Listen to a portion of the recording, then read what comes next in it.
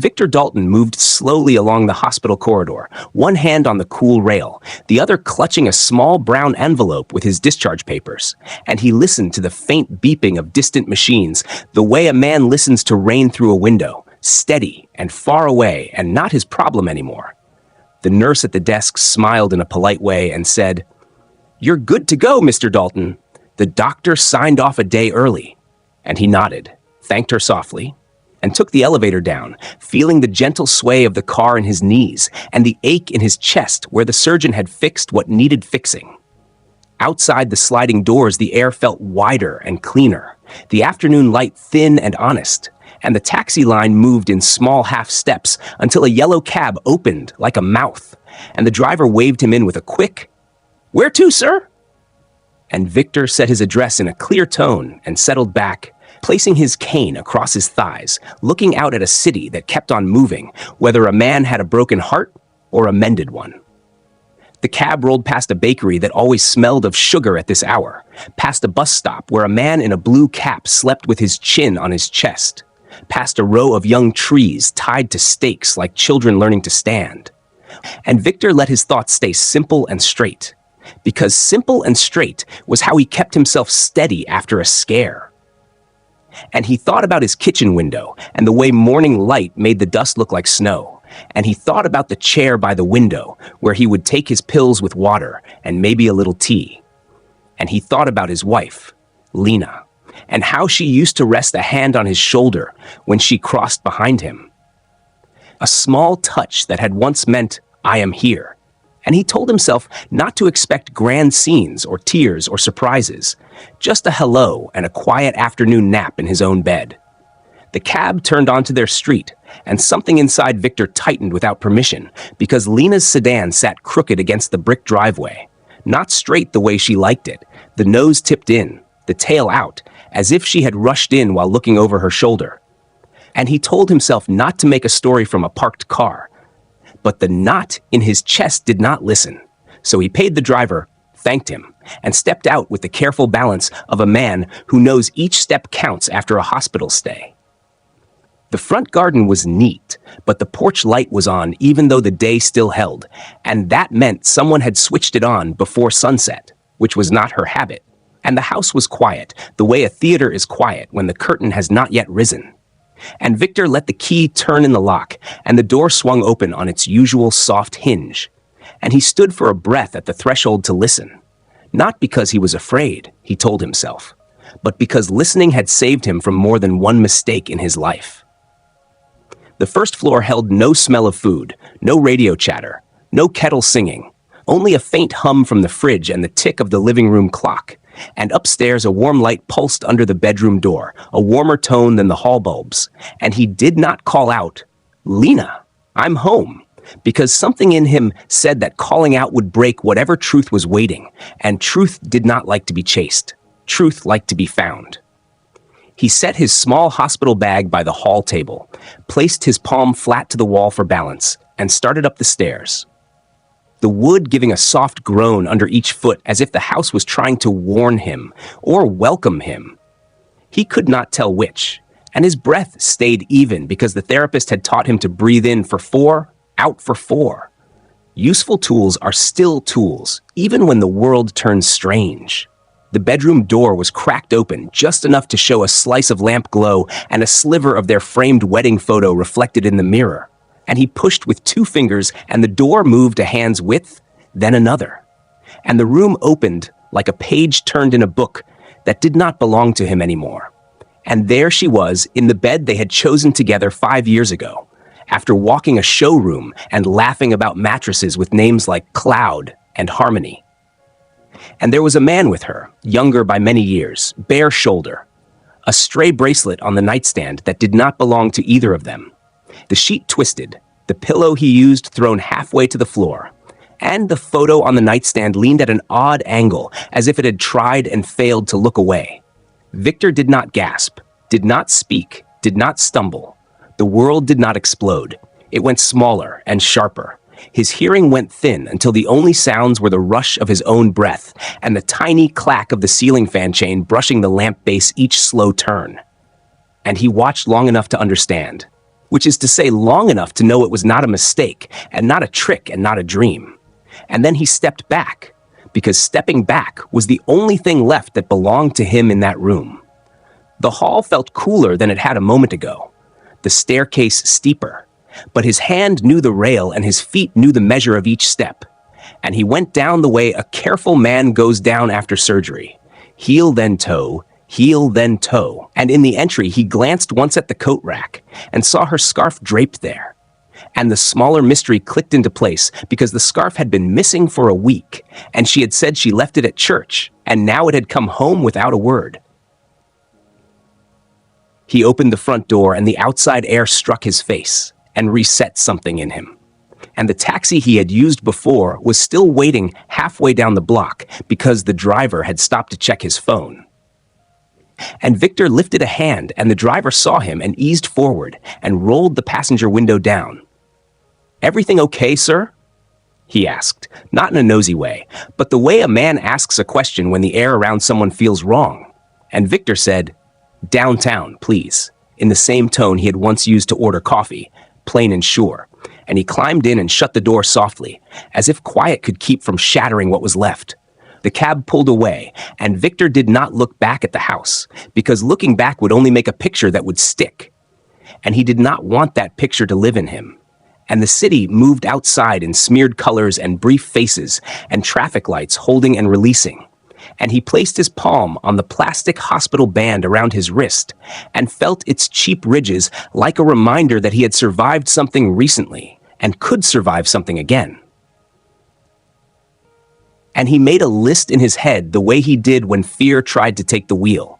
Simple items, clean edges, call Julian, change locks, check accounts, rest, drink water, do not speak in anger, write everything down, breathe in 4, out 4. And he let the list run like a rope he could hold. And under the list, there was a quiet question that made the air feel strange. Why had her car been crooked? Why had the porch light been on before dark? Why had the scarf come back without a story? And if he followed those questions, would they end in something bigger than a betrayal in a bed? The driver did not talk, and Victor did not invite talk. And when the cab slid under the shadow of 2 high buildings and stopped in front of the brick office where his old friend worked, Victor paid, tipped well from habit, and said thank you, and stepped out feeling older and somehow steadier. And he stood for a second with his hand flat to the cool glass of the entry door and told himself in plain words he could understand. You did not shout, you did not break, you walked away. And that is a kind of strength that no one can take. And then he pulled the door open and went inside because the next part of the day would need careful hands, and he still had them. Julian Marks looked up from his desk when Victor opened the glass door without knocking, and for a second, the lawyer's face showed worry and then respect, because Victor stood straight and calm like a man carrying a heavy box he had already decided to put down. Julian came around the desk and said, "You should still be in the hospital." And Victor said, "Plans changed," and set a thin brown folder on the desk. The same folder he had slept with under his pillow the last week before surgery, and he slid it across with a steady hand. Inside were copies of deeds, trust papers, a list of accounts, the lease for his wife's SUV, and 2 sheets of notes in big block letters. Locksmith, bank, cards, codes, quiet. And Julian took a breath and nodded because this was the language he understood. They sat, and Victor told it in plain order. He came home a day early. He saw his wife with a younger man in their bed. He left without a word, and he wanted to secure his life with no shouting and no scenes. Julian asked 2 questions because that is what years of court taught him. Do you feel safe? And do you have your medication? And Victor answered yes and yes, then added, I want to change the locks today, freeze the joint account, cancel the cards, and file for exclusive occupancy while I recover. And Julian said, we can do that. And he picked up the phone and called the locksmith he used for estate cases, the one who could rekey a house and a garage door keypad in under an hour. While the line rang, Victor opened the folder and tapped a page with a small square of numbers at the bottom. Door codes, alarm codes, the keypad on the side gate. And he said, she set them to her birthday. I want them gone. And Julian wrote a note in the margin. The locksmith said he could meet at the house in 2 hours, and Julian's office manager started a file and printed the petition for an emergency order granting Victor exclusive use of the home for health reasons, with a line about recent conflict. Then came the bank, and Victor spoke to the branch manager by name because he had known her since the days he would visit once a month with his ledger, and he said, "Freeze the joint account and the debit card tied to it. I will come in tomorrow to sign whatever you need." And she said, "Of course, Mr. Dalton," in a kind, careful tone. And then Victor called the credit card company and canceled the cards that paid for the SUV gas and the restaurant tabs that had been showing up late at night. Julian pulled the lease from the folder and pointed to a clause Victor had insisted on when he signed: return on demand by lessee at any time. And he called the dealership and said the vehicle could be picked up this evening, and the dealership clerk said they would send a truck and needed only a signature, texted to a secure link. It felt like sweeping a floor one clean stripe at a time, and Victor liked that feeling because it kept his mind from replaying the upstairs scene. They drove to the house together, Victor in the passenger seat of Julian's black sedan with his cane flat across his lap and his hospital bracelet still rough against his skin because he had not cut it off yet. The locksmith van was already at the curb when they arrived, a neat man with soft hands and a toolbox like a small dresser, and Victor walked him through each door: the front, the kitchen, the garage, the side gate. And he asked for deadbolts and fresh keys and new keypads with a code only Victor would know. Inside, the air still held the smell of a sweet candle and something warm from upstairs. And Victor did not look toward the hall. He looked at his list. The locksmith worked in quiet, metal clicking, screws whispering. And every time a new lock clicked shut, it sounded to Victor like a small part of his pulse finding a rhythm again. He emptied the ceramic dish by the back door of spare keys, emptied the drawer in the entry table, reached behind the books on the shelf where Lena kept a just-in-case set, and dropped them into a plastic bag that made a dry rustle. He took the wedding photo from the bedroom and set it face down in the top dresser drawer, not out of hate, but to clear the space in his head. The alarm company tech walked him through a reset on speakerphone, and Victor changed the master code, user codes, and notifications so that only his phone would ring if any door opened. He kept his answers short and polite because kindness was easy when the decisions were simple. While they waited for the dealership truck, Victor sat in his chair by the window and wrote a new list in a spiral notebook. Doctor follow-up, pills at 8 and 8, water, rest, talk to bank manager in person, keep copies, do not reply to bait. And his hand did not shake. His phone buzzed on the side table for the first time, a text from Lena. "Where are you? We need to talk." And he put the phone face down without answering because he wanted his actions to speak first. 20 minutes later, a tow truck eased up to the curb, and the driver stood at the door in a clean jacket and said, "Here for the lease return." And Victor signed the digital form and handed over the keys he had pulled from the green bowl. And the truck took the SUV away with a slow, careful roll, taillights blinking at the corner like two small warnings.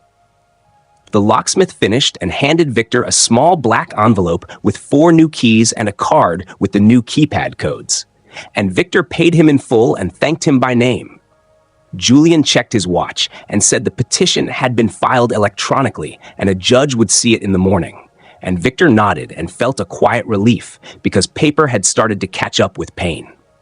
He took one last slow walk through the rooms, turned off lights, checked windows, and paused at the bedroom door only long enough to close it with the same gentleness he would use to close a book that belonged to someone else. They left, and Victor locked the new deadbolt with a clean metallic click that sounded like a promise. At the curb, he felt the wobble of the day in his knees, and Julian put a hand on his arm and said, "Hotel tonight, my treat." And Victor said, "I can manage." And they compromised on a modest place downtown near the clinic. In the car, Victor's phone buzzed again and again. One call, then another, then 2 in a row.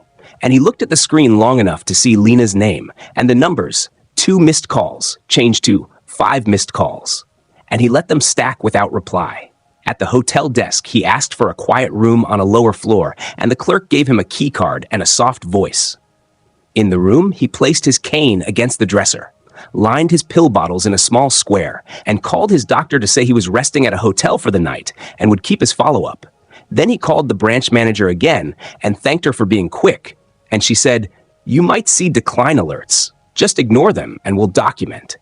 And while she spoke, a new text popped up on his screen. Card declined. Attempted withdrawal $300. And another behind it. Card declined. Attempted online purchase $189. And he forwarded both to Julian without comment. He sat on the edge of the bed and took his pills with a long drink of water and turned his phone face down again. And for a full minute, there was silence. Then the phone buzzed 3 times more. Lena again. And he felt a sharper edge under the calls, like panic pushing through. But he did not answer because the whole point of the day was to stop reacting and start choosing. He wrote the number of missed calls on a small notepad he kept by the remote, 7, then 9, then 12. And under the numbers he wrote 5 short lines. I did not shout. I did not break. I walked away. I secured the doors. I will sleep. Victor tried to rest at the hotel, but the room felt like a borrowed coat that did not fit. So after an hour of lying still and counting his breaths the way the therapist had taught him, he called Julian and asked for a short drive.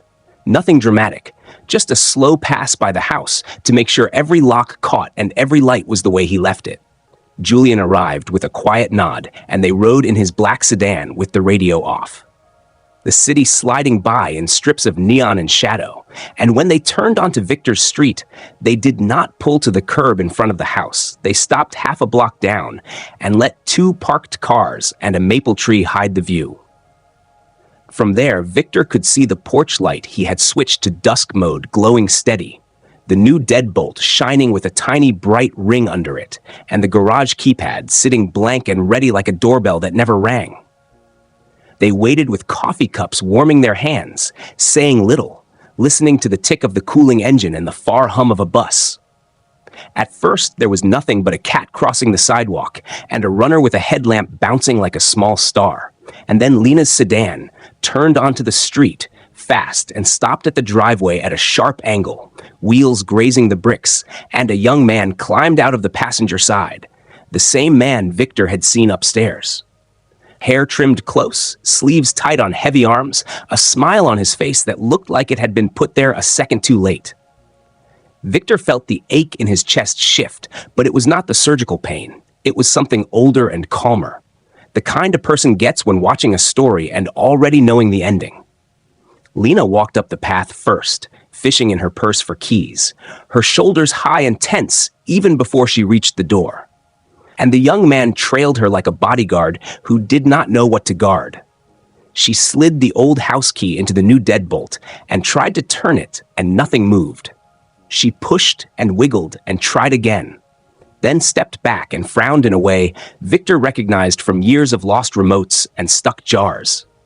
The young man said something small and quick that Victor could not hear through the closed car windows, and he held out his hand. And she placed her keys in his palm like a child handing a problem to a parent.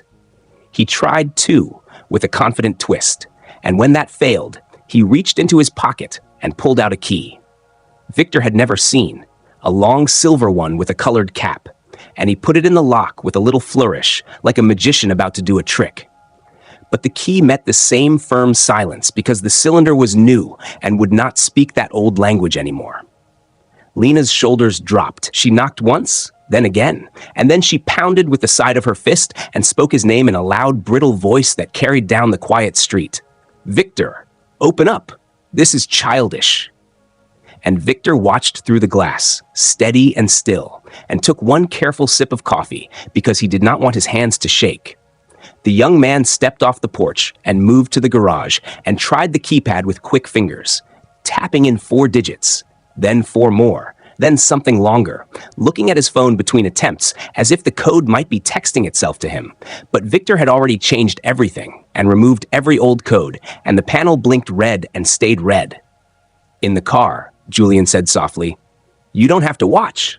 And Victor said, "I know," and kept his eyes forward, not to gloat, only to confirm the work was complete. Lena picked up her phone and began to call, her face washed blue by the screen. and Victor felt his phone vibrate in his jacket pocket. A small insect hum he chose not to swat. And the call ended, and another began, and then another, and he let them come and go without a finger lifted. The young man said something sharper now, his hands cutting the air, and he tried the side gate, which clicked and held because the metal latch was new and the code was new, and the habit of keeping spare keys under the planter was over. 10 minutes later, a flatbed truck eased around the corner and rolled to a stop behind the crooked sedan, and the driver stepped down with a tablet and a bright jacket. And Victor recognized the dealership logo and relaxed a fraction because one more line from his list was about to move from pending to done. Lena looked confused when the driver spoke to her, then angry, then frantic, and she pointed at the SUV like she could stop paperwork with a finger. But the driver kept his voice polite and firm, the way people in uniforms do when they have rules on their side, and he showed her the lease clause on the tablet and asked for the keys. And when she could not produce them because Victor had already handed them over, the driver signaled to the man on the truck and the winch began to whine, and the SUV rolled up the ramp slowly and carefully, taillights blinking their steady red blink. And Lena turned away and put her hands in her hair. The young man paced the path, pacing the way people pace when they are deciding whether to shout or pretend they are above shouting. And he pulled out his phone and jabbed at it, and then held it to his ear, and then jabbed again. And Victor's phone vibrated twice more, and then a text came through, a number he did not know. "Answer, or this gets messy." And he forwarded the message to Julian with one thumb and said nothing. When the truck pulled off, the driveway looked strangely bigger, the porch looked strangely smaller, and the young man swore and walked to the curb to stare after it like he could bring it back with a glare. Lena knocked again, softer now, and said Victor's name like an apology and like a command and like a plea all at once. And he did not move, because moving would only feed a fire that did not need his wood. In the car, the missed calls counter on his screen changed from 6 to 9 to 12, the numbers stacking in a column like fences, and he wrote them in his small notebook with a short pencil, because writing numbers down made them less like weather and more like facts. A neighbor's curtain lifted an inch and fell again. A dog barked once and gave up. The porch light hummed, and Victor felt the smallest thread of pity pull at him, but he did not follow it, because pity can tie a person to the same post that hurt already tied him to, and he had cut that rope today. After half an hour, Lena slumped onto the top step with her phone in both hands, like a warm cup she could not drink. And the young man said something blunt and ugly that made her flinch, and he pointed at the street and then at his watch and then at her. And she shook her head and said something that made him raise both open hands and back away. And then he walked toward the corner without looking back, his shoulders hard and straight, and he was gone. Lena tried one last call, then pressed her forehead to the door as if she could listen her way into the house. And then she stood, wiped her face with the heel of her hand, walked to the car, and drove away in a slow, weaving line that made Victor want to call someone to make sure she got wherever she was going without hurting herself or anyone else. But he did not call because he did not know where she should go anymore. Julian's eyes met his in the mirror and said, without words, that the worst part of tonight was over. And Victor nodded and let out a breath he did not know he had been holding. And he said, "Back to the hotel." And Julian turned the key and the engine hummed and the sedan rolled silently away. At the first red light, Victor's phone buzzed 3 more times, and he faced it down on his knee and watched the numbers climb and thought, not in anger but in clarity, that each missed call was not a rope pulling him back, but a step that proved he had already left. And when they reached the hotel awning, he was tired in a clean way, the kind that says the work you could do today is done. And he went upstairs, took his pills with water, wrote 12 missed calls on the notepad, and crossed out the 12 and wrote 16, and then crossed out the 16 and wrote 19. And then he put the pencil down, turned off the lamp, and slept for a handful of hours without dreams. Morning came pale and thin through the hotel curtains, and Victor sat up slowly, checked his pulse with 2 fingers the way the nurse had shown him, and reached for the glass of water he had left by the clock. The room smelled faintly of old carpet and soap, the kind of smell that tells a man nothing bad has happened in the last few hours. And that was enough to steady him before he picked up his phone. Overnight, the screen had filled itself. Small rectangles stacked on small rectangles, missed calls from Lena, missed calls from an unknown, a handful of texts from numbers he did not recognize, and 2 bank alerts that blinked like flares. Declined withdrawal, 300, 2:11 a.m. And declined purchase, $189.49, 30 a.m. He read them twice, felt no surprise, and forwarded both to Julian with the same 3 words he had used since last night. Please document this. He brewed the in-room coffee, bitter and too hot, opened the curtains a touch, and sat at the little desk to make a morning list in block letters. Call doctor, confirm meds, call bank manager, rest, precinct if needed. When the phone vibrated again, not with Lena's name, but with a local number and a label that made him sit straighter. City Financial Crimes Unit. He answered on the second ring. The voice was even and awake. Mr. Dalton? Detective Ortega, your bank asked us to reach out. There were multiple attempts on a frozen account last night, clustered within a few miles. I want to make sure you're safe and also see if we can connect your case to others we are working. Victor listened, gave his name, date of birth, and confirmed the freeze and the reason. He explained simply that he had returned from the hospital early, found his wife with a younger man in his bed, left without a fight, and secured the home and accounts. Ortega's questions were practical. Did anyone else have keys now? No. Did his wife have access to any open lines of credit? Not anymore. Did he recognize the numbers texting him? He did not, but he had saved the messages. Ortega asked if Victor would be willing to bring documents to the precinct. We have a room where we can copy and return them while you wait. There's a pattern we've been tracking. Your description fits.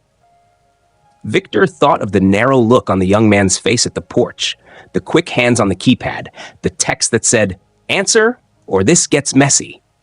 "I can be there by noon," he said. He ended the call, placed the phone face down, and sat still for a full minute, feeling how his breath sounded in this quiet place. He called the branch manager and thanked her for the swift freeze. She told him the after-hours fraud system had flagged 5 more attempts.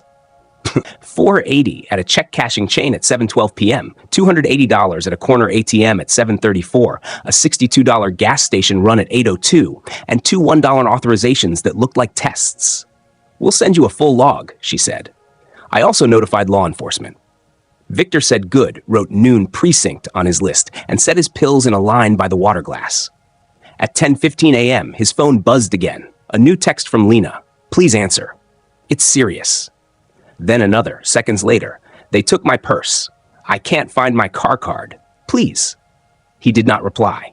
He put the phone back down and looked at his hands, old, steady, clean, and told himself in plain words that compassion and clarity could live in the same person if he let them. He dressed in slow movements, the dark jacket that hid hospital tape on his arm, the soft shirt with buttons that did not fight him.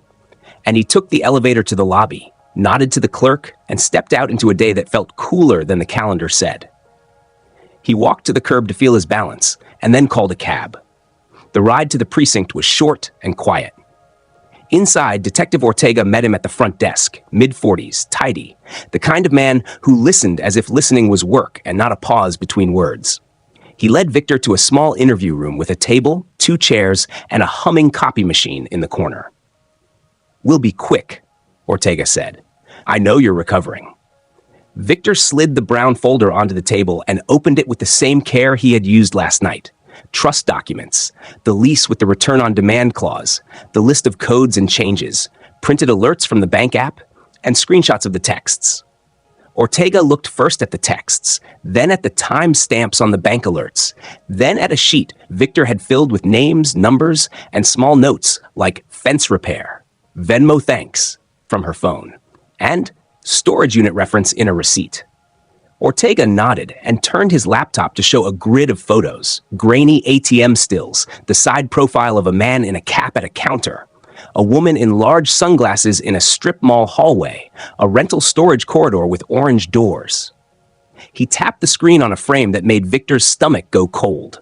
The younger man from last night stood in a cheap hoodie, looking up at the camera with a grin like he was in on a joke. "We've hit this group on and off for 2 years," Ortega said. "They move through romance angles, caregiver angles, contractor angles. They target older households where there's a gap, money on one side, attention on the other. The moment money gets blocked, they escalate. Threats, pressure, they try to grab whatever they can fast." Victor kept his face still and asked the only question that mattered to him. "Will you keep her safe while you do this?" Ortega didn't blink. "We'll separate the cases. If she's a witness, she'll be protected inside that lane. If she's a participant, the DA will decide. Either way, the pressure stops." He slid a consent form across the table so they could copy and tag the documents, then pulled a fresh legal pad. "Tell me the order from yesterday. Small details help." Victor spoke in straight lines. "Hospital discharge at 3:10 p.m. Taxi home. The upstairs door half open. Leaving without a word. Julian's office. The locksmith. The bank calls. The SUV return. The quiet watch from the car. The text that said answer or this gets messy." He did not dramatize any part. He described the porch light, the way the new key wouldn't turn, the garage keypad blinking red, the tow truck's slow winch. Ortega wrote in a quick, neat hand, then asked, "Spare keys in the yard?" Victor almost smiled. "Used to be a frog statue by the back steps. Not anymore." Ortega smiled back, a small, real curve. He asked for the unknown numbers. Victor handed over his phone. A tech came in, gloved and mirrored it with a cable, working fast. When they were done, Ortega leaned back. "We're going to set a trap on the account. Tiny window, small amount. Just enough to see who tries to take the bait. Don't respond to any messages. If anyone shows up at your door, call 911 and then me." He wrote his cell number on Victor's notepad and circled it twice. "We'll be in touch tonight either way." Victor stood carefully, felt the floor before he trusted his knees, and shook Ortega's hand. In the lobby, his phone buzzed again. A voicemail to text transcription blinked on the screen and broke into pieces. "Victor, please. Not what I thought. He has friends. I can't."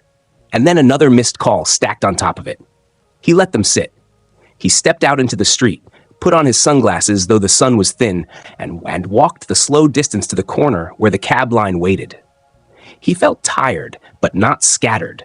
The kind of tired a man feels after paying bills and mowing the lawn and putting the tools away in the right drawers. The mystery of the last 24 hours had changed shape.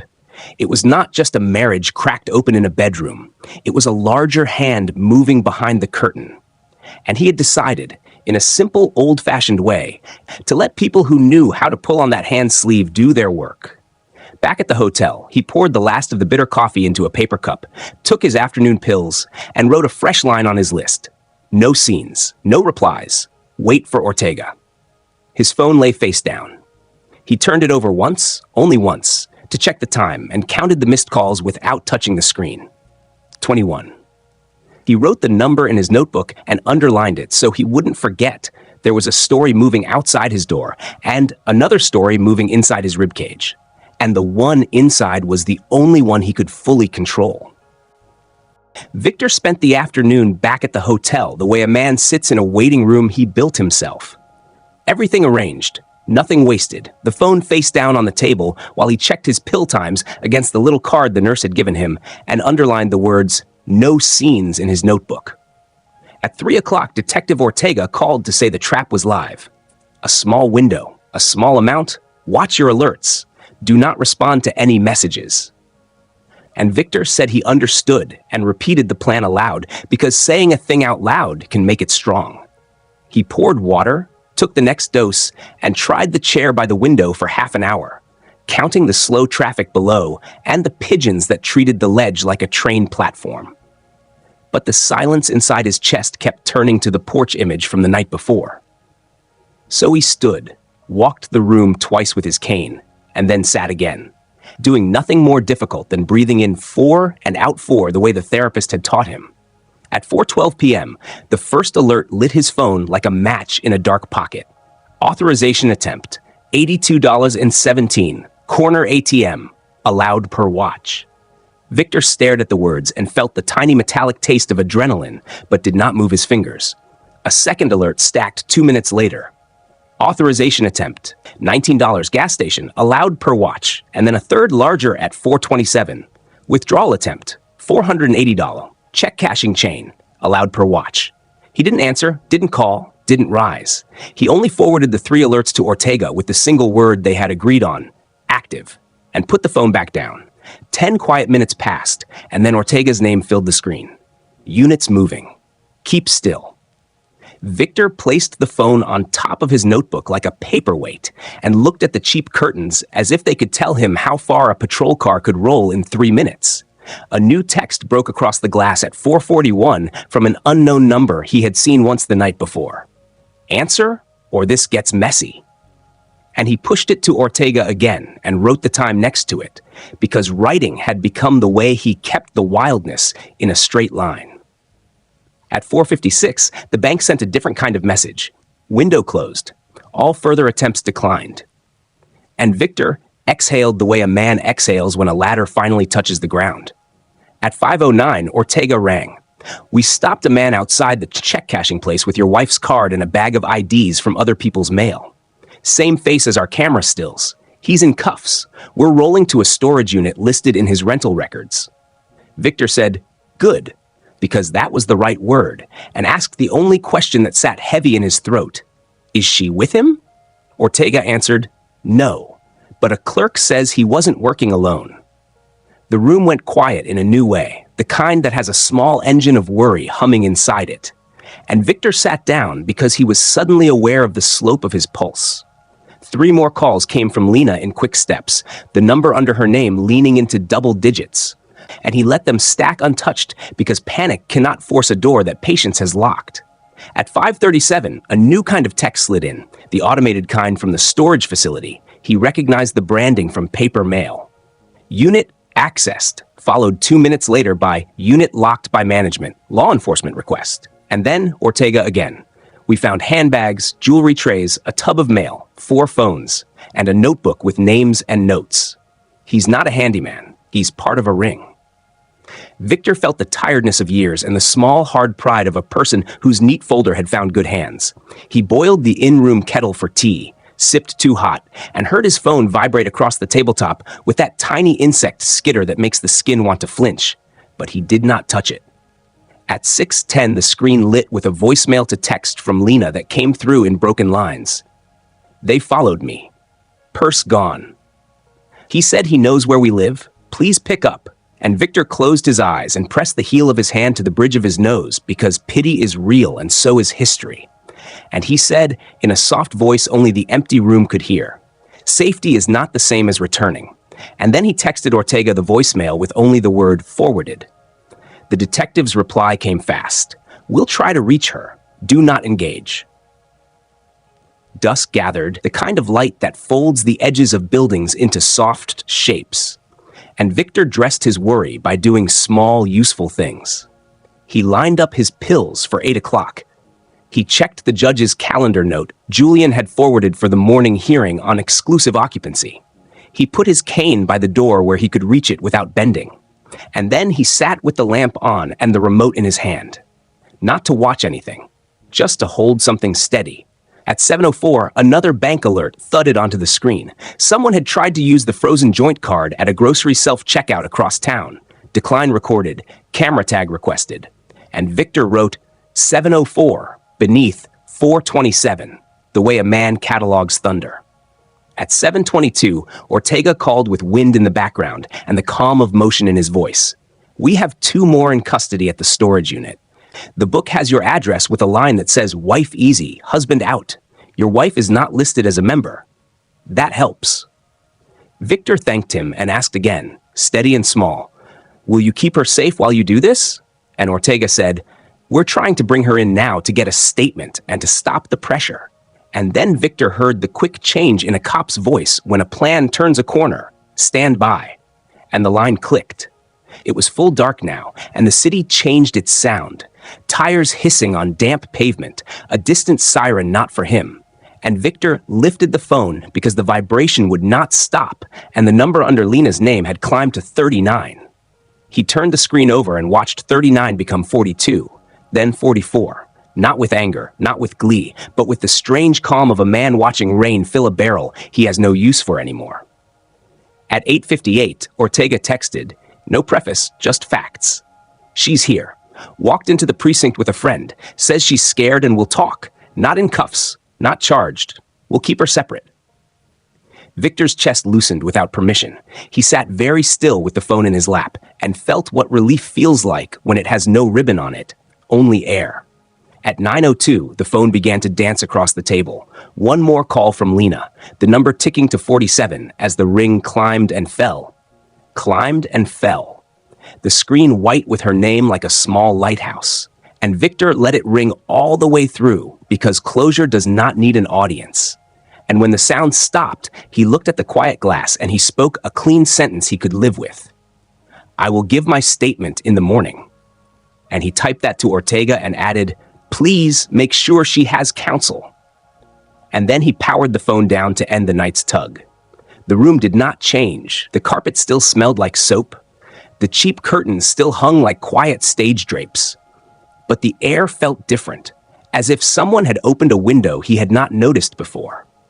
And Victor set his cane within reach, switched off the lamp, lay back on the bed, and let the dark hold him the way a lake holds a rowboat when the oars are finally pulled in.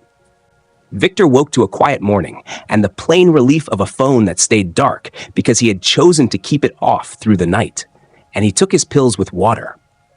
Dressed in the navy jacket that hid the tape on his arm, and rode a cab to the precinct with the brown folder on his lap like a steadying weight.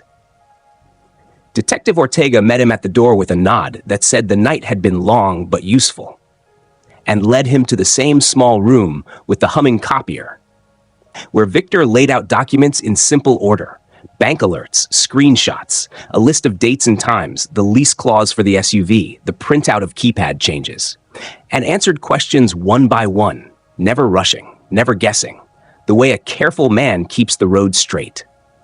Ortega typed while Victor spoke and explained what they had pulled from the storage unit: bins of mail with other people's names, handbags with tags still on, 4 phones with overlapping contacts, and a notebook with lines like "Wife easy, husband out," and "Collect Friday." And he said the man Victor had seen at his door had given a first name that did not match 3 other records, and a last name that matched none. So they would hold him as John Doe, until Prince and a judge gave the rest. And Victor listened without flinching, because he had already decided the worst part for him was behind him: the bed, the lock, the porch.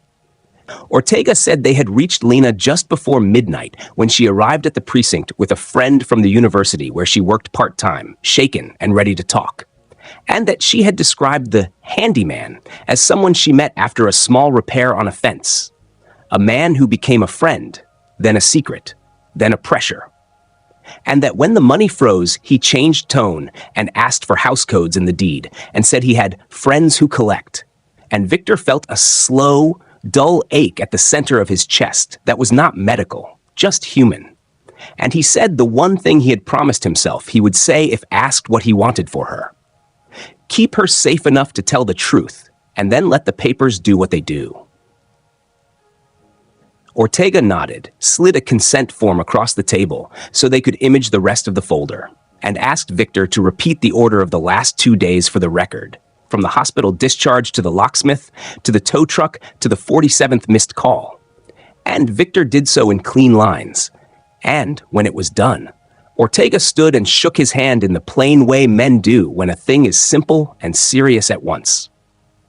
From the precinct, Victor rode to the courthouse for the morning calendar call with Julian, whose tie was crooked in a way that meant he had been working since dawn, and they sat on a wooden bench with the other people who needed a judge to draw a line where talking and pleading had failed. When the clerk called his case, Victor stepped forward with Julian and spoke only where the judge asked, explaining in short phrases that he was recovering from a heart procedure, that he had returned to find a stranger in his home, that he had left without a fight, changed the locks, and sought exclusive occupancy for safety and health while the divorce moved through its steps. Julian handed up the petition with exhibits: bank notices, locksmith invoice, copy of the lease return, and a brief affidavit. And the judge, a calm woman with glasses low on her nose, read, asked one question about the locks, another about the bank freeze, and then granted the order on the record in a voice that made it real. Exclusive possession to Victor for 90 days. No contact by Lena except through counsel, and a note that any entry without permission would be unlawful. The gavel did not strike, but the clerk stamped the order, and the sound of the stamp felt as final as a door closing. And Victor thanked the court and stepped back, passing Lena near the aisle without touching eyes, because her attorney had kept her separate, and that was good. And in the hall he stood for a breath while the noise of other lives echoed. Names, dates, fines, whispers. And he understood why paper is heavy and stamps are loud. They do the work a person cannot finish with a single conversation. Outside, cool air touched his face and he let himself want something small and decent. So he crossed to a corner bakery and bought a roll and coffee, sat on a metal chair and ate slowly, tasting butter and heat and a hint of cinnamon. Ordinary gifts that felt like proof he still belonged to ordinary days. After breakfast, he and Julian walked to the bank so Victor could sign the fraud affidavits in person, and the branch manager printed a thick packet and guided him page by page, careful and kind, pointing to the lines that mattered. I did not authorize. Card in my possession at the time. Account frozen at my request. And when his hand cramped, she waited without impatience, then notarized the stack and handed him copies in a stiff blue folder with his name on a label. They sat in a small office to close a lingering line of credit that Lena had once used for furniture and to add a trusted contact note with Julian's phone number in case anything ever looked wrong again. And Victor thanked the manager by name because small dignity deserves small thanks. By early afternoon, Julian drove him back to the house so he could pick up clothes and a few things he would need at the hotel for the next week, and they entered with the new key. Quiet, businesslike, as if they were walking into a place the weather had forgotten. And Victor moved from room to room, choosing what to take. 2 shirts, 2 pairs of socks, the wool sweater his granddaughter had given him, the framed photo of his late brother from the bookshelf, a stack of letters he had kept in a cigar tin. And then he paused at the bedroom door, opened it only enough to reach in and pull the wedding picture out of the drawer he had used the night before, and set it face down in the bottom of the brown folder because carrying it face up would make his hands shake. In the kitchen, he left a note on the counter for himself, not for anyone else. A small list in black ink. Tea, water, walk, rest, do not argue, write thank yous. And he added Ortega's first name beneath the list to remind himself that the help he had received had a human face. The dealership called to confirm the SUV's return, and Victor said, "Yes, that's correct." And thank you. And then the insurance company left a voicemail about removing a driver from the policy. And he answered that one too, with a steady voice and no extra words. Back at the hotel, he phoned the clinic to confirm his follow-up, told the nurse he was keeping stress low and sleep regular, and listened to her remind him about walking in the hall if the chest felt tight, and he said he would, and meant it. In the late afternoon, Ortega called with an update. 2 associates had been charged along with John Doe. Stolen mail had tied the group to at least 7 complaints, and the DA would include Victor's fraud alerts in the charging documents.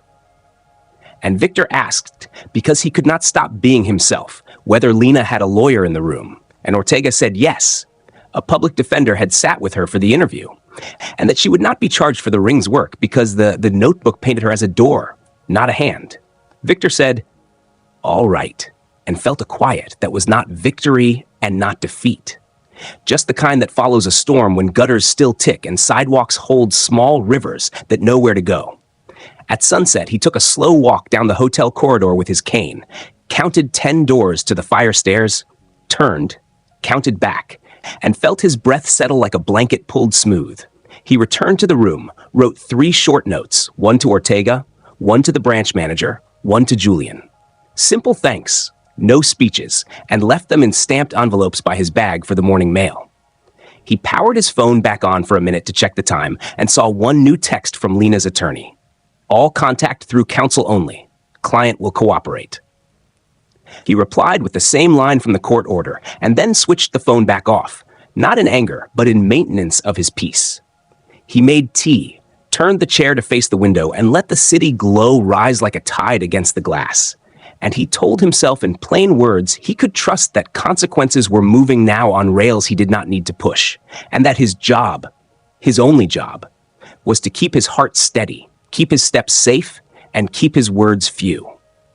When the tea was gone and the pills were taken and the lamp was off, the room went soft and dark, and Victor lay back with one hand on the folder and one hand on the blanket and felt, for the first time since the hospital, that sleep might come not as an escape, but as a friend. A year moved like a slow river after the court order, and Victor learned to build ordinary days, one careful brick at a time. 2 weeks after the hearing, he met Julian in the same courthouse for a short calendar where the judge extended exclusive possession and set clear rules about contact. And a month after that, the divorce became final with a stamped decree and a simple line about restitution to be paid in monthly amounts until the balance was cleared. Victor did not celebrate or mourn. He copied the order, filed one copy in the brown folder, and gave the other to the bank so the ledgers would match the truth on paper. He sold the house through the trust to the buyer. Julian had lined up, signed papers in a quiet office with a window that faced a tree, and felt only the lightness of closing a door that had already been closed in his heart. He moved to a small apartment near the lake and the VA clinic, ground floor because stairs had become a careful thing, and he set it up in one weekend with 2 lamps, one rug, a table by the window, and a chair that did not fight his back. Mornings began with pills and tea, a short walk along the gravel path where the water held the sky like a mirror, and a stop at the senior center where he signed his name on a volunteer sheet that said, "Computer Help" in block letters. The director gave him a small room on Tuesdays and Thursdays, and he made handouts with big fonts that read, "Never share a code," and "Do not rush for love or fear." And older men and women brought in phones and tablets with pop-up lies and strange emails. And he showed them how to press the right buttons and how to say no. And he did it in a calm voice, because calm is what people hear when the world is loud. The mystery that had once lived in his house now lived in other people's mail, other people's alerts. And he found that his folder thinking, his lists and dates and exact words, fit this work the way a key fits a new lock. Detective Ortega called every few weeks at first, then every few months, and gave short updates in a voice that stayed steady even when the news was heavy. The handyman had a name, and then a second name, and then a birth name they linked with Prince. 2 associates took pleas, stolen mail, and the notebook tied the ring to 7 cases across 3 neighborhoods. The DA added charges for conspiracy and fraud. Sentencing came in the spring with numbers that sounded like years and restitution charts that looked like small fences marching forward. Ortega did not ask Victor to come to court for the sentencings, and Victor did not go, because closure for him had never been a crowd event. Lena had given a full statement in the early weeks, Ortega said, with counsel present, and the DA kept her on the witness side of the line. She had not been charged for the ring's crimes because the notebook had written her down as a door and not as a hand. And Victor accepted that distinction because it matched the shape of what he had seen. The first restitution payment under the divorce order came with a short note from her attorney. Payment pursuant to decree, contact through counsel only. And Victor opened a new account that sent each deposit straight to the Senior Center's emergency fund, a simple transfer rule the bank manager helped him set up. He asked the director to use it for locks, credit freezes, phone replacements, cab rides after bad nights, and the director pinned a small thank you card on the corkboard near the coffee pot with no names on it, and a sentence in blue ink that said, "For doors that stay shut when they should." One afternoon in early summer, Victor stood in line at the grocery store and saw a small story on page 3 of the local paper. Police dismantle fraud ring targeting seniors, with a quote from Ortega about community members who kept records and came forward. And the story did not say Victor's name, and that was right.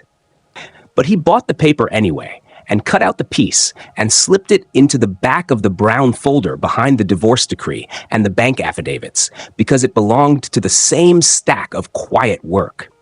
He kept the folder on a shelf by the door, where a person might keep a row of shoes, and he touched it once a week, the way a man might check that the stove is off before leaving the house, not out of fear, only to feel the solid edge of his own choices. He never called Lena, and she never called him, because the court had drawn that line and because he had drawn his own. But once in autumn, he saw her across a wide hall at the courthouse after he finished a notary visit for a senior center member. And she stood with a different attorney and looked smaller in a plain coat, and their eyes did not meet because they did not need to. And he kept walking, not to be cruel, but because walking forward had become his one true skill. When the weather cooled, he added soup to his pantry and kept a kettle for tea on the back burner, and he learned to sleep without the radio low, and he learned the names of 3 birds that came to the lake at sunrise, and he wrote them on a card and taped it to the side of his bookshelf because learning small names kept the day honest. He also taped one more card near his pills, a white square with a single number written in strong pencil, 47. And that number was not a trophy and not a wound. It was a mile marker in his mind, the point where the storm had peaked and passed, the last missed call before he chose to let other people do the shouting and the running, while he kept one simple promise to himself. No scenes, straight lines, write things down, breathe. The unexpected thing, the thing no one would have thought about, the quiet man who left his house without a word, did not arrive with fanfare. It arrived as trust from strangers. A woman he did not know pressed his hand after a class and said he had saved her from a bad clique. A veteran in his 80s asked him to stand near while he called his bank to freeze a card and said afterward that he felt safe for the first time since his wife died. A grandson brought his grandmother to the password patrol, the nickname the center started using with a smile, and Victor laughed in a soft way he had not heard from himself in a long time. On the anniversary week of the day, he left the hospital early. Ortega called to close the loop. The last of the cases had resolved. The man with 3 names would be gone for a long time. The notebook had been entered into evidence and then stored, and the rest of the stolen mail had been returned where possible. Ortega paused, then added one more detail, the kind that solved a small riddle that had once felt like a thorn under skin. The porch light had been turned on early the day Victor came home because one of the ring members liked to mark easy houses with an early light so drivers could spot the address at dusk. Victor listened, pictured the crooked car, the scarf that had come back without a story, the keypad's red blink, and felt the sense that a circle had clicked closed with a quiet sound no one else could hear. That evening, he walked the path by the lake as the sun folded itself into the water, and he sat on a bench that faced west, and he rested his cane across his knees and felt the steady beat at his wrist. And he understood that the loudest part of his year had been the silence he chose and kept, not as a punishment, not as a performance, but as a way to hold the pieces of his life so they could fit again. He went home, boiled water, took the night pills, wrote 2 lines in his notebook, helped Mrs. Alvarez with lock screen, walked 2 laps, and turned his phone face down out of habit, not because he feared the number 47 would return, but because he no longer lived at the edge of the ring of a phone. He slept with the window cracked an inch, and the lake air slipped in, and the room held only ordinary sounds, and in the morning he would make tea, and open the senior center at 9, and show someone how to say no to a bad message with a calm thumb. And he would do it all in simple steps, one after the other, because that was how he had climbed out of the hardest year of his life. Heel then toe, breathe in 4, breathe out 4, and keep moving toward the light that is not a signal for thieves, but the plain. Steady light a person makes when he decides to live clean.